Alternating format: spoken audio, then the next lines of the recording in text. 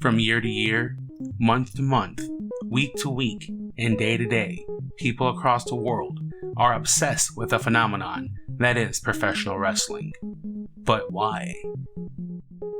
101 reasons to love professional wrestling. There are many components of professional wrestling that should be both understood and celebrated, in no particular order. Shirts. The t-shirt as we know it first appeared during the Spanish-American War, when the US Navy issued them to soldiers as underwear. Over time, the t-shirt would become acceptable as casual outerwear. Printed t-shirts would debut in the 1940s, but it wouldn't be until the 1960s when the printed t-shirt would become a cultural norm. With their finger on the pulse of pop culture, professional wrestlers would inevitably adopt the new form of self-expression.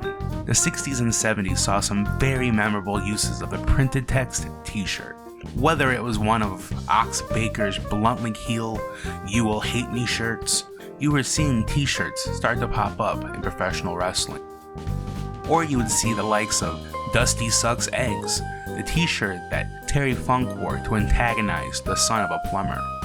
And in case you didn't know his father's occupation, Dusty confirmed this with a shirt of his own. Then in the late 70s, Greg Valentine was so proud of his destruction of the late great Chief Wahoo McDaniel that he sported a "I Broke Wahoo's Leg" shirt to garner negative attention from the crowd.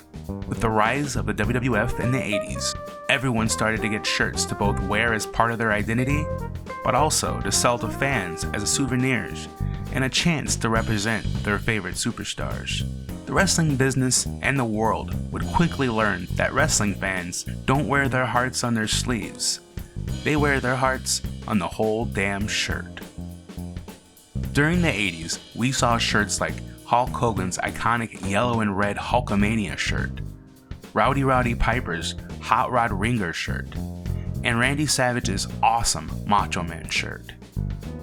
The 90s would see two other massively successful shirts in Stone Cold Steve Austin's Austin 316 and the New World Order logo shirts.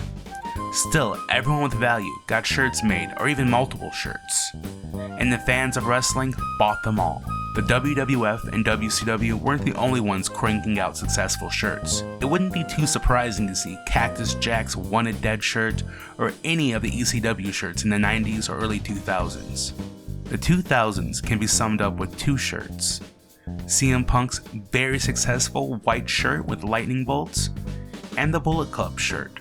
This shirt was brought into Hot Topics by consumer demand thanks to the soaring popularity of the New Japan Pro Wrestling stable. In recent years, the t-shirt market has not slowed down. The WWE cranks out new shirts almost weekly. Meanwhile, as fashion often dictates, what was once old is now retro.